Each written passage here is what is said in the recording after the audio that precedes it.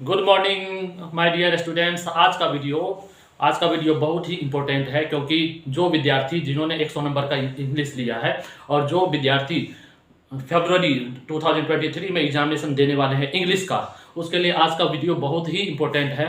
इसीलिए एग्जामिनेशन देने से पहले और कोई भी सब्जेक्ट रखने से पहले विद्यार्थी को ये मालूम होना चाहिए, मार्किंग स्कीम के बारे में जरूर ही मालूम होना चाहिए। तो चलिए हम शुरू कर रहे हैं मार्किंग स्कीम के बारे में। एक्चुअली जो है एग्जामिनेशन जो है जिन्होंने 100 नंबर का इंग्लिश लिया है, मेनली जो है ना साइंस और कॉमर्स स्ट्रीम के स्टूडेंट, तो क्वेश्चन पेपर जैसा मैंने पिछले क्लास में बताया था कि क्वेश्चन पेपर जो है ना, क्वेश्चन पेपर में दो सेक्शन होंगे जिसमें ऑब्जेक्टिव आएगा सेक्शन ए ऑब्जेक्टिव और सेक्शन बी डिस्क्रिप्टिव। तो ऑब्जेक्टिव जो है 50 नंबर का रहेगा और डिस्क्रिप्टिव 50 नंबर का, ये मैंने पिछले क्लास में बताया था। तो ये तो 50 नंबर का ऑब्जेक्टिव रहेगा जिसमें कुल 60 क्वेश्चन आएंगे। पिछले बार तो 100 क्वेश्चन आया था, लेकिन इस बार 60 आ सकता है, हो सकता है 100 क्वेश्चन भी आए, तो लेकिन उसमें जो है ना जवाब देना है 50 ही क्वेश्चन का। एक क्वेश्चन पर जो है ना 4 ऑप्शन दिए रहेंगे, जिसमें एक ही ऑप्शन को ये करना है, तो बहुत ही इजी रहेगा स्टूडेंट के लिए। सेकेंड सेक्शन जो है डिस्क्रिप्टिव टाइप क्वेश्चन का है, जिसमें रिटेन एग्जामिनेशन होता है, मतलब लिखना होता है। तो इसका तो स्टूडेंट क्लियर है 50 नंबर ऑब्जेक्टिव का, और डिस्क्रिप्टिव का देखेंगे ये 50 नंबर का डिस्क्रिप्टिव होता है, जिसमें मार्किंग स्कीम के बारे में बता रहे हैं। बड़ी ध्यान से देखिएगा, ज्यादा बड़ा क्लास है नहीं। पहला जो है ना राइट एन एसे लिखना है। तो एसे जो है ना कुल 8 नंबर का रहेगा, नोट कर सकते हैं। ऐसे कुल 8 नंबर का रहेगा, जिसमें पांच टॉपिक दे रहते हैं ए बी सी डी ई। किसी 5 में से किसी एक का जवाब देना होता है। 8 नंबर का सबसे ज्यादा, इसी में सबसे ज्यादा मार्क्स ऐसे का है। Number 2, explain any one of the following. Explain any one of the following, इसमें जो है ना एक्सप्लेनेशन का रहता है। प्रोज से जो है ना एक्सप्लेनेशन के लिए जो है ना 4 नंबर का एक क्वेश्चन आता है, जिसमें भी 4 जो है ना 4 क्वेश्चन रहते हैं, उसमें से एक्सप्लेन करना रहता है किसी एक को, वो प्रोज से। और एक्सप्लेनेशन पोइट्री से भी आता है, वो भी 4 नंबर का होता है एक्सप्लेनेशन पोइट्री से। नंबर 4 में है राइट ए लेटर लिखना होता है, वो 5 नंबर का आता है। तो नोट कर लेंगे या तो स्क्रीनशॉट ले लेंगे। राइट ए लेटर, वो 5 नंबर का।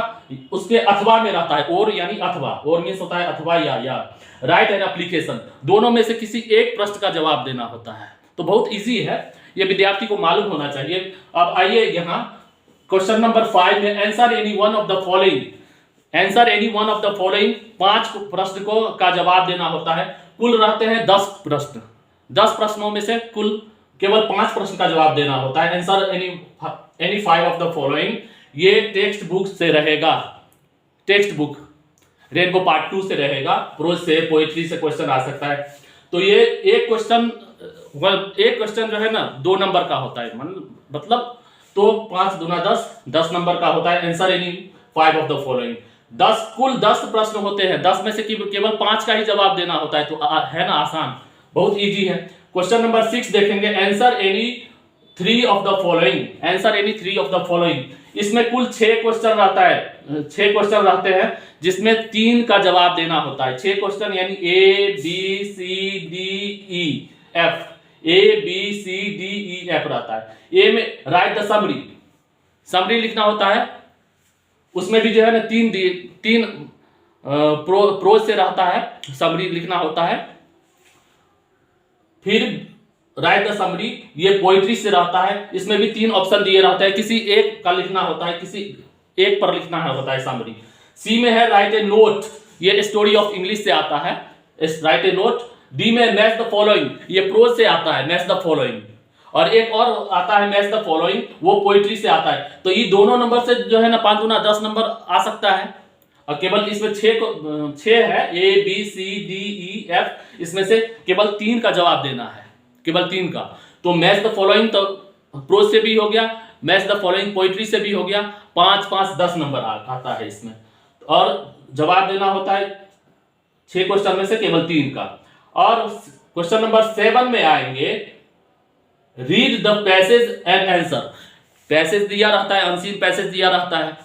अनसीन पैसेज को केयरफुली पढ़ लेंगे केयरफुली पढ़ के जो है ना उस पे आधारित क्वेश्चन रहेगा। 4 क्वेश्चन रहता है, उसका जवाब देना होता है, 4 नंबर का आता है। उसके अथवा में होता है संक्षेपण लिखना होता है, write a basis of the following passage. Passage दे दिया रहता है नीचे और उसका जो है ना संक्षेपण करना होता है। तो ये प्रेसिस नहीं लिखेंगे तो पैसेज को केयरफुली पढ़ लेंगे, उसका आंसर कर देंगे। तो पैसेज में तो 4 नंबर का पैसेज है, 4 नंबर आता है, ये मुझको मालूम है। तो एक बार फिर देख लेंगे, एक बार फिर से once again I am going to repeat the marking scheme of the examination, तो क्वेश्चन पेपर जो है ना में 2 सेक्शन होते हैं। There are 2 section of the question paper. Question paper has 2 section, section A and section B. Section A objective and section B is descriptive type question. Objective जो है 50 number का, descriptive 50 number का, ऐसे 8 number का, explanation 4 number का, pros से explanation 4 number का, poetry से लेटर 5 नंबर का। उसके अथवा में भी एप्लीकेशन रहता है, दोनों में से कोई एक जवाब देना होता है। क्वेश्चन नंबर 5 10 नंबर का, answer any 5 of the following. Question number 6 15 number का, answer any 3 of the following. 6 रहते हैं, इसमें देना होता है केवल 3। फिर है read the passage and answer. Passage 4 number का होता है और उसके अथवा में भी रहता है, उसके ओर में भी रहता है राइट ए बेसिस। तो पैसेज को ही केयरफुली पढ़ेंगे और उसका आंसर देंगे।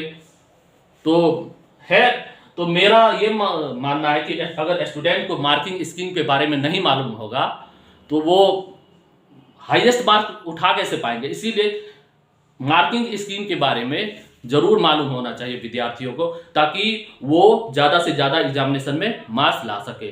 क्योंकि अब एग्जामिनेशन का 3 महीना ही रह गया है, इसीलिए मेरे साथ बने रहेंगे और साथ में कॉपी और कलम लेके रहेंगे। थैंक यू, धन्यवाद।